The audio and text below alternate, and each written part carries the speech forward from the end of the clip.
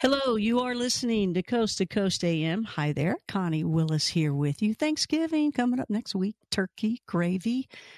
You know, I went to culinary school. I don't know if you all knew that, but I went to culinary school, CIA, Greystone, CIA, the real CIA, Culinary Institute of America in Greystone. So right there in Napa Valley, right? The monks used to own that building and work in that building. Right across the street, Behringer Vineyards and Sterling, and actually lived in a dorm in the Behringer Vineyards right there for a year. All those, oh my goodness, the delicious smell of grapes, mash week. Anyway, I was saying that because, Thanksgiving's coming up. And normally a lot of people, if they know you went to culinary school, it's amazing how many invites you get to turkey dinners. And can you come about, I don't know, 6 hours early? Help me out in the kitchen. It's a work day.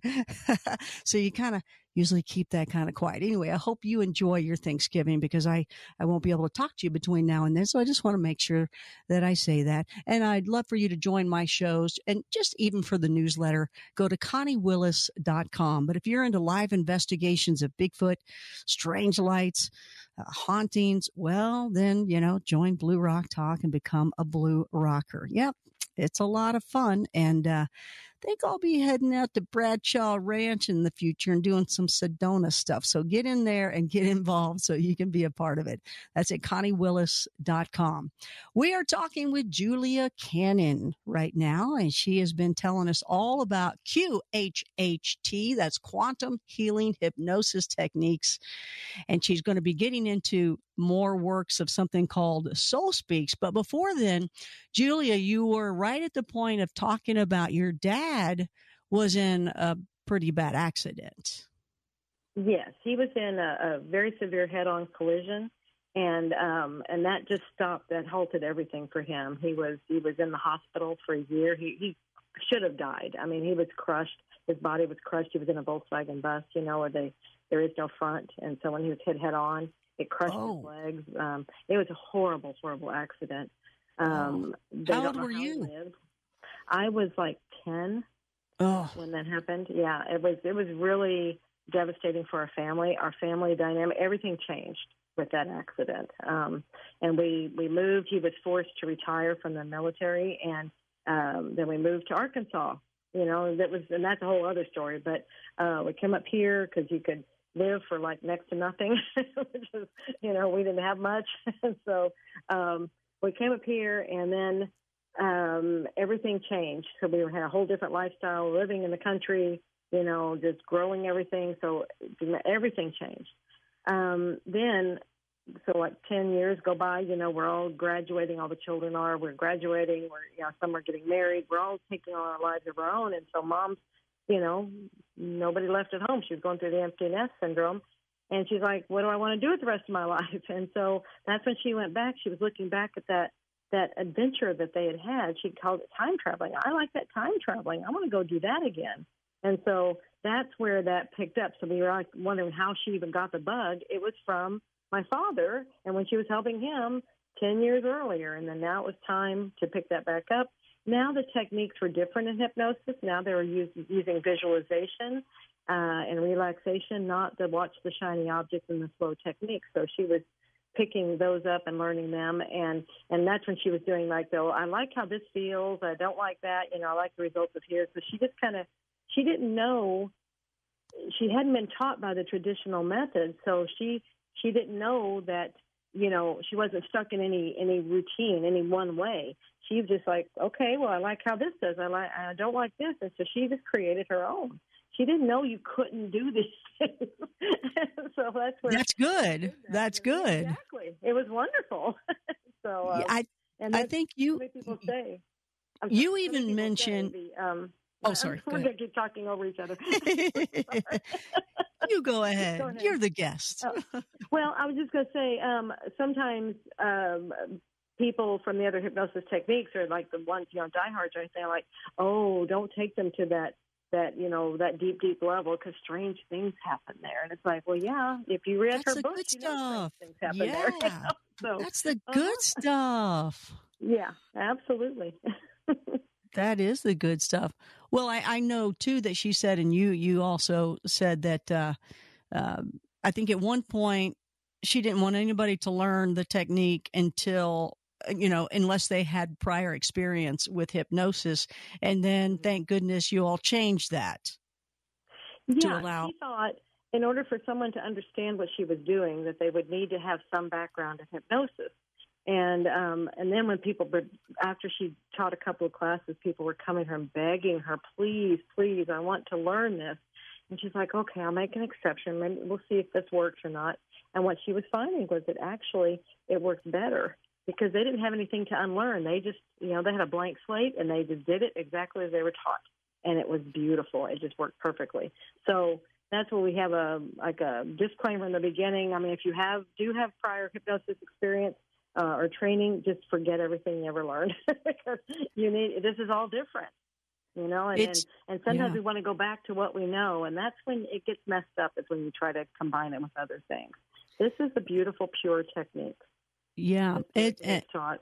Yeah, exactly. Do it the way you all teach it, and you shouldn't have any problems. The same, there's a problem as well in the remote viewing world. I'm certified advanced remote viewer under Lynn Buchanan. He was one of the Project Stargate guys, and he teaches it, and Lori Williams, and they teach it. They teach Ingo Swann stuff, the military stuff, and they had said it's kind of hard with psychics, natural psychics.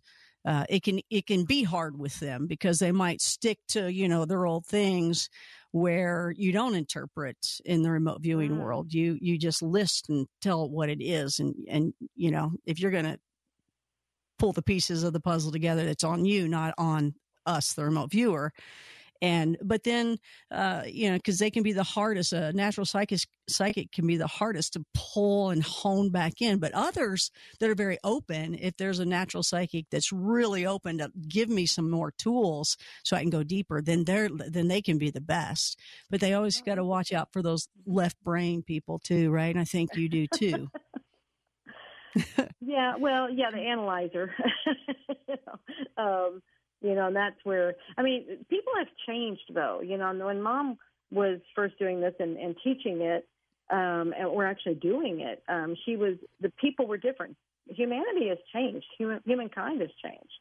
Our DNA has shifted, and so we are doing things differently. When she was seeing clients, most all of them would drop off the deep end and not remember a single thing, and then she'd have 2 hours on a recording, of all this beautiful information, where now people are more aware. And I'm not saying awake, they're aware. Their conscious mind knows what's going on. It's hearing this, and people think, sometimes they think, oh, I was awake through the whole thing. I heard it all. Nothing happened.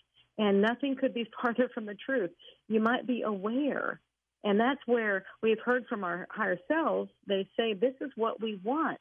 We want you to be consciously aware of what's going on, so then you know how to do this in the waking state, in the conscious state. That's what I'm saying, is this is what we're teaching now, is we're teaching you how to get in touch with that part of yourself. And when you know how to do it in a session, then you know how to do it. You can talk to them. I carry on conversations with my higher self, and it comes from because I tapped in and I made the connections in a session. And I know people all the time. This is how this is beautiful work that happens here, in getting you in touch with yourself, your higher self. Yeah, when this happened a long time ago, they throw you in jail for something like that. She's over there talking to herself. Well, the jail or the insane asylum.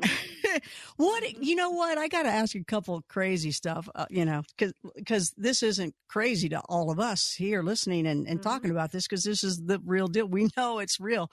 But a long time ago, when they were going up on stage and making people become chickens, and these people would swear this happened. Was that real or staged, or what was that about? No, it's real. It's called stage hypnosis. The thing is, it gives hypnosis a really bad rap.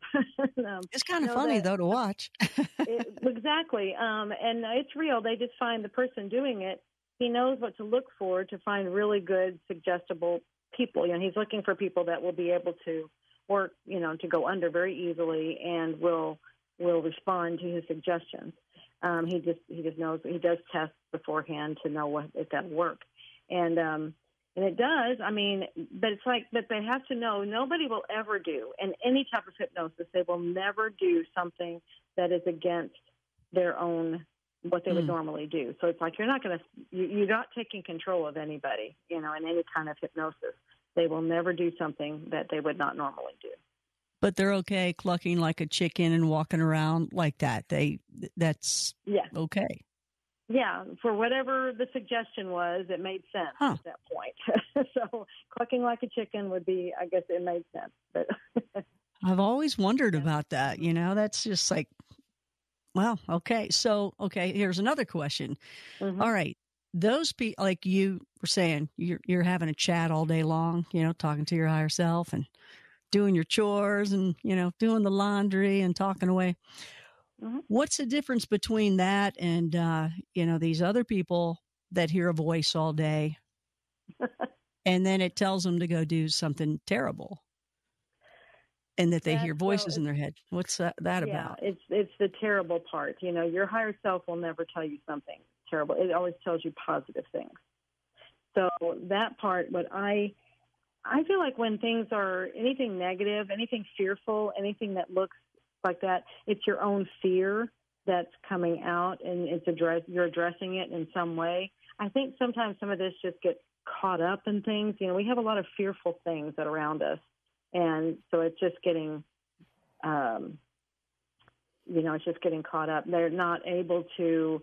Some people have that veil. The veil of forgetfulness is so thin, and so that's where they don't know where this is coming from, and they don't know if it's real. They don't, they think it's real. They don't know what it is. And that's where, we personify things. We do this every day. We put our fears, we put our emotions outside of ourselves so we can look at them and understand them. And many times we will do that in a way that looks very, very real. And that's what I feel like that is. It's just their own fears. It's their own fearful talk. But, so you don't think that there's anything deceptive that could ever talk to us? No, only yourself. We deceive ourselves all the time. We are doing our own self-talk. No, I don't believe that our higher self is only good. It's all love. Remember what Mom said, everything is love. But the only things that ever can talk to us are of love, nothing the other way. It's when it's a negative thing, it's yourself. It's its own self-talk. It's your fears. They're coming and they're so strong, they've taken on a personality. And so it feels like it's something else, but it's not. It's you. It's all your own stuff. So now going back to your dad, your mom was talking about, and I'm just curious about this. I don't mean to bring up they had to be horrible memories for you she said something about your dad's face was pretty messed up and they thought they were going to have to do a lot of surgeries, but they didn't.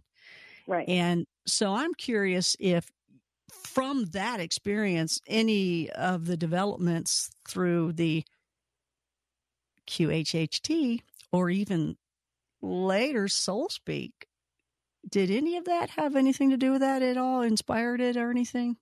Well, all of those came after. These techniques came later. But,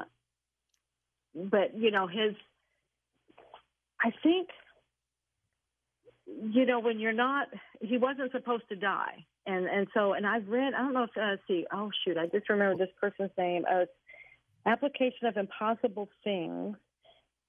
Oh, and I can't remember her name, but it's a book that we published through Ozark Mountain Publishing, and she was in Iraq, and she was in the war, and her car went over a landmine, and she was, blown up, and she was severely, severely damaged, and she reports what happened. She was outside of her body and watching as different, like angels, she called them angels, but they all came in and she could see all the energetic work that was being done, and it was like because she was not supposed to die. And so they all came in and they were putting her back together. And then they marveled at how fast she recovered later. And I've always thought, I bet that, things happen like that. People talk about that all the time when horrific accidents, horrific things happen.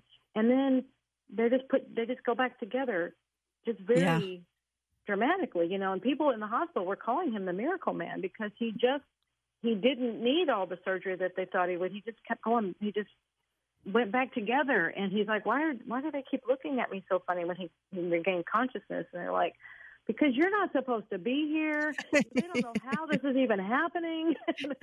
You're the miracle man.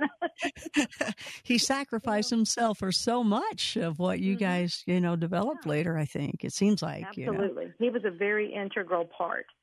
He started a publishing company.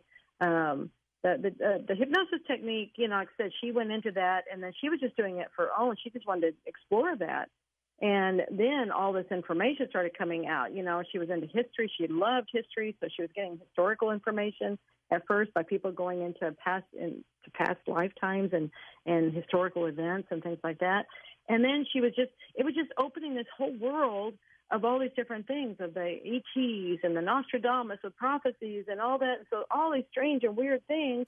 And then this connection later came to the higher self. And that's when the healing all started coming in. So see, it was a gradual step by step by step. And so that was all, he had passed by that point. So it could have, all of this was always there. We just we didn't know how to contact it then, so it probably, like I said, I feel like what I saw in that other book, it was like, I bet that's what happened. They all, he had lots of help from the other side. It all comes together, when I was listening to, her talking about that, and I just thought about you at that point of just the physical healing and it's just amazing how it all came together. So when we come back, we'll talk about Soul Speak, and I appreciate too that you're going to stick around for the first hour of open lines. Yeah, that'd be great. Right. I love that. So that way, if you guys have questions to ask Julia, then there you go. The first hour of open line, she'll stick around with us. So Julia Cannon is who we're talking to, and we're going to learn more about Soul Speak next, the language of your body, how all this background, then this occurred. It just all fell together, even as much as she resisted it. And she'll tell you about that too. JuliaCannon.com, DoloresCannon.com, QHHTofficial.com, where you can learn to do this yourself and make a career out of it, or just learn more. Stay with us. Connie Willis here on Coast to Coast AM. You are listening to Coast AM. Connie Willis here. Please join me on my shows at ConnieWillis.com. I'd love for you to be a part of those shows. When Julia Cannon, who we're talking to, does remote energy work, she's taken intuitively inside the body to see what the condition looks like, and then she has given methods to correct the situation. That's kind of cool to hear that you did that. Is that a part of the Soul Speak, or was that different? You got a lot of different courses that you guys teach. Yeah, and that's a course I'm getting ready to develop. That's called light casting. I had learned reconnective healing, and that's energy work, and then this just kind of took on a life of its own when I started practicing it. So interesting things happen, just spontaneously whenever you start going down some of these roads, and they just, it's like, okay, you're on the path, and then this is what you do. Now, much of my information for Soul Speak, it came from my mother's sessions that she had, but then when I didn't have like some of the ailments or some of the disease processes, I wanted to understand their messages, so I crawled into them energetically to talk to them and to feel what they were about. And so that's where that came in handy there, as I already understood the world of energy. So I could just maneuver within the body or within the disease and see. Remember, everything's a message, like I was saying before. It's trying to tell us something. And so I'm just trying to, okay, what do you want us to know? So how is that different with the Soul Speak? Tell us about Soul Speak. Yeah, this had come like when my mother was starting to get, like I said, she's reaching that part of the all-knowing, and then people were coming in with ailments. And they're like, okay, well, then, she would just, okay, they have the situation. They're like, yeah, that's just because of this. And they'd have a reason. It wasn't because of an accident, because of this. It's like, no, they needed to change the course they were on, unless they was something with the legs or whatever. They're on the wrong path, and we're trying to guide them. We're trying to get them over here to this other, whatever. And she's like, what? And she'd come back, from these sessions. She's like, guess what I learned now? And so I'm like, oh, that's really interesting. Because my fascination with the body, that was candy to me. I'm like, oh my goodness, I love the body, and that's nursing, and so this was really, really cool to see this other way of looking at things. It's not just hey, you've got this issue and you're going to have it the rest of your life. You're going to have to stay on medicine. No, there's a reason for it, and we're getting to the core of it, and that's where it's like, oh, this is really interesting. So she would come back with these different things. I'm like, okay, that makes sense. So if this means this and this means this, then I kind of started, how you do with the language, it's like you start interpreting. And I'm like, well, then maybe these things mean this, because I'm kind of understanding how it talks. And so then people would just, how when you meet somebody, they just, hi, how you doing? And they'll usually tell you all their woes, right? Their aches and pains and whatever's going on. And so me playing this game, I'm like, oh, that's interesting. And so I'm like, so I just say, so is this going on in your life? And they look at me. Are you psychic? I'm like, no, you're transparent. Your body is yelling. It's telling me what's going on in your life. And that's when I started going, oh, there's something. This is something, And then I'd be in the back of the classroom. Mom's teaching this in her course. And she's starting to, she's telling them, this is what I'm finding. And then I'm getting a tap on the back of my head. And I'm like, what the heck? And I was used to that in my dad. That was my higher self and my guidance team going, hey, this is your book to write. You've got to do this. And I'm like, what? And so I went to Mom and I told her what I was getting. I said, how about, because, this is coming from, you found this and stuff. So how about we write this together? She's a prolific writer, right? And I'm like, how about we do this together? And she's like, nope, this is your book. So I'm like, oh man. So that was the beginning of my resistance. And and people kept coming to me going, oh, because she would tell them in the class, okay, Julia's working on this, because they want to know, is she writing a book on it? No, that's Julia's book. She's writing it. So then they come to me and they're like, oh, you need to get this book. You need to get this book. This is really good. And I'm like, why do I need to write a book if there's all these wonderful books out there already? See, I'm resisting every step of the way. I don't want to do this. Why are you telling me? If you really want me to do this, then put the pen in my hand and write the words for me. It made no sense to me as to why they were telling me to do this. Finally, after a while, they kept telling me, no, there's not a process. You need to tell the process, and that's what they need to know. So anyway, I resisted for 7 years. That was my resistance story. The last year, they said, they came in, I got a message, they said, you have 1 year.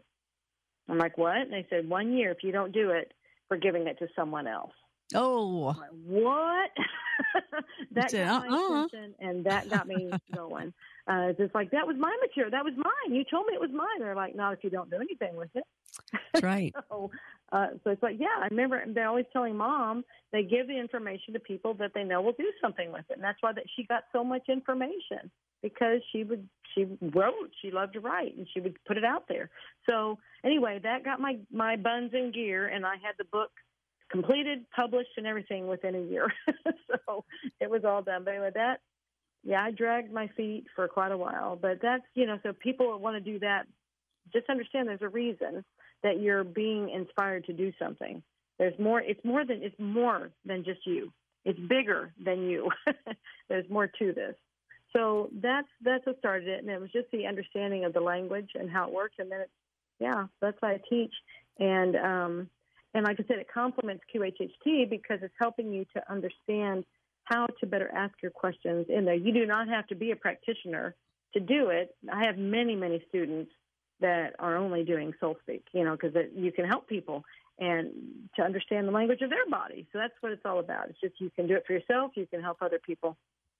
It's easier. Mm-hmm. So is that where I can say, I don't feel good in a certain area? Can you help me with that? Or is that where I would just do it for myself, or both? Or both. Yeah. Yeah. You could do however you wanted to. Yeah, you can understand how it's talking, so you can do it for yourself. And then if you want to help other people, it happens quite naturally. Like I say, people just, oh, I'm having this issue, and it's like, okay, then we have a process that we go through where you can help them get their answers. It's them getting their answers. This and QHHT, that's the beautiful thing about it. You're not giving answers to somebody. You're not getting answers from an outsider source. You're getting the answers from yourself. And we're just helping you to find them. Well, when I was talking to you a little while back, and I had said, okay, let's do an example. And I said, my throat's been hurting lately. And you just started taking me backwards. Okay, well, when did it start happening? When did you notice this? Yep. Blah, blah, blah. Now, mine was when I bought a candle that had a scent to it. And it was from the candle. As soon as I blew that I blew that candle out, the next morning I felt great. I wasn't breathing in the perfume of it or, whatever it was that was making my throat hurt. And so, but I mean, okay, that's some physical thing that happened, but this is a lot of emotional stuff that's going on with the soul speak. Yeah, it's usually deeper. It's like that. And that's why some people, well, I had an accident, or I blew out a candle, or I did this, that's what it's from. And it's not. There's always a deeper thing. It's like that was the handy thing to grab to, because you look at that, why did that happen then? I mean, so, because not everybody that blows out a candle gets a sore throat. Oh, I know, right. Or lights it and gets it. But we radio folk do. We're pretty sensitive with our little instrument here. But you believe that our bodies are meant to always be healthy and we should be living hundreds of years.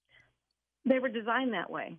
These are biological machines that our spirits are housed in. We live in these machines, and they're very conscious machines. They're biological, but they are machines, and they're created to not ever get sick, not ever have issues, and to live hundreds and hundreds of years. Yes, and so that's where it's like, well, then if something's going on, then what is that? Because it's not designed to be that way. But the body is a wonderful, wonderful messenger. And the body is used as a messenger because we are with it 24 hours a day, 7 days a week, 365 days a year. So if our guidance team wants to get a message to us, because remember, we live in the land of forgetting everything. We forget that we have a guidance team. We forget that we can talk to our higher self. We forget that we have guidance, period. We forget everything when we come here. So our guidance team has to use different ways to get our attention, and they'll find different ways to send messages to us, like through books and TV and people that just, come up, say something that, is very meaningful to us. And there's different ways, but if we don't believe that we can get messages or that we can hear them, then they're going to go get more, go to things that we can't escape, and that would be the body. And the best way to get our attention through the body is pain. You're going to pay attention if you start having pain. So that's about getting your attention. And then you start going, what's going on? What's this about? Mission accomplished. You got your attention. Okay. And then most of the time we go take a pain pill, go to the doctor, whatever. It may not be the right action, but it got the attention. And that was what it was trying to do for that. Now, the goal is to get you to look deeper and to get the message. But most of us, we don't know what the language is to even know that it is a language to get a message from. And that's what this is about. It's teaching that there actually is a language here. You're getting messages from your body. It's just trying to communicate with you. Now let's figure out what it's trying to tell you. And you've come to you guys got some really neat things that you've discovered. Not only do you want to know where the pain is, because if it's neck and shoulders, I guess it could be like you're carrying the weight of the world on you, and a pain in the neck could be, somebody at the office, it's a pain in your neck. Literal pain in the neck, yeah. We all know those, right? Yeah.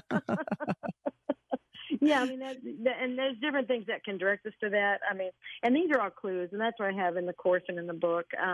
There's clues, and it kind of gets you in direction, but then the process, you will actually get your own answers from your higher self. These other things are just leading you, like I said, they're clues. They're leading you in a direction of probably what it is. And many times, if I just say a few things, people will say, oh, I know exactly what you're talking about. I know what it is. see, then, and that's all, that's all it has to be. You know, I just ask a few questions, and then they get the aha. And it's so funny because I had that happen this last weekend at a conference I was at, and so it's like, well, what about this? And I was like, well, usually it's along this line, and then the look in the eyes is like, yep, that's the look. You got it. It's the aha. And like, I know exactly what you're talking about. So are you seeing healing from this just as quickly as what your mom was talking about before too? Yeah, it can, because it's that realization. Usually it's like you're getting that information. It's a little bit, it can, I'll just say this, it can happen that quickly, but we have the conscious mind fully engaged. And so it's in there, and many times you have the conscious mind doubt and the questioning, and so you're trying to work with that. And so sometimes that will take a little longer, where in a QHHT session, the conscious mind is over to the side, or it's seeing what's happening, so it can go with it, easier.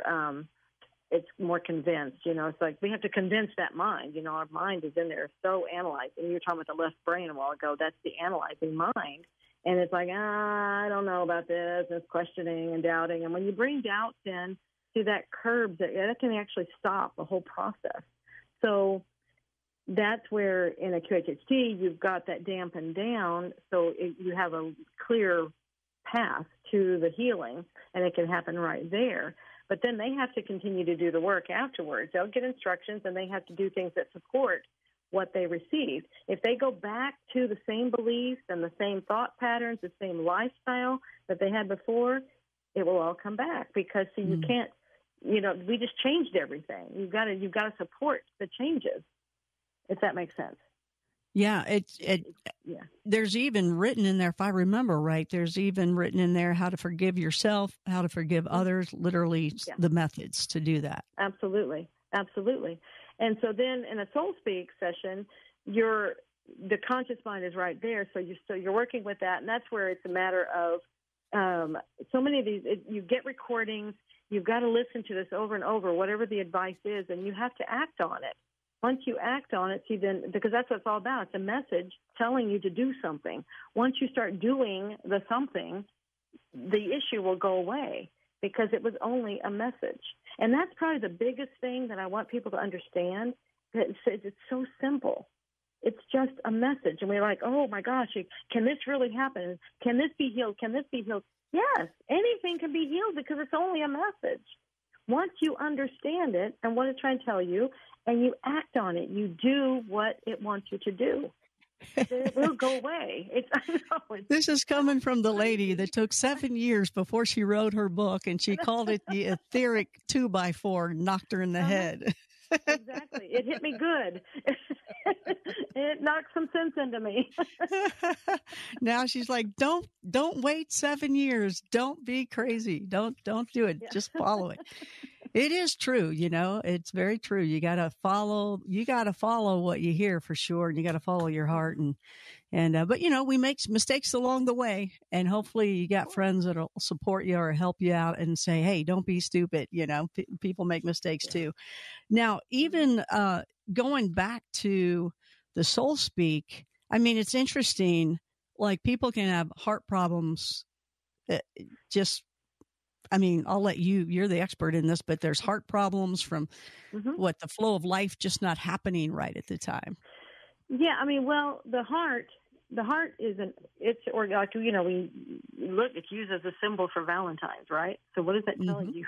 It's the seat of emotion. Yes.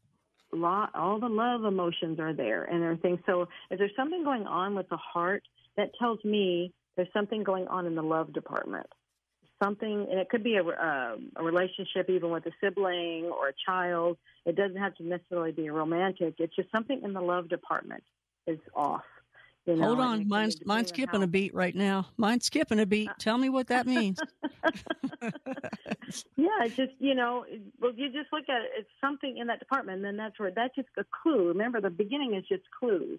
Then we ask more questions around it, like when did it start and things like that, and then how that helps give more information to you, not to me. It's to you. It helps me to ask more questions, but you're going, okay, it's helping you to kind of put some things together, connect some dots. And then we will have you actually converse with your higher self or the body part. You can talk to your heart. Your body's telling you something. Talk to it. Just ask it, what are you trying to tell me? And it will tell you. And then you ask, what do you want me to do? See, that's when it will tell you, this is what you need to be doing. It's that simple, guys. It's as simple as that. Julia Cannon is with us right now, and she is going to stick around for the first hour of Open Lines, which is coming up next, so you can ask her what you've wanted to ask her. And you can also learn more about Soul Speak and learn the course. And you can also take her mom's QHHT, the Quantum Healing Hypnosis Techniques. I finally got it. Let's see how long that'll last. So stay with us to learn more. Open Lines coming up next. Julia going to stick around for us. And again, juliacannon.com, dolorescannon.com, QHHTofficial.com, or you can always go to our website and see all that at coasttocoastam.com. Stay with us.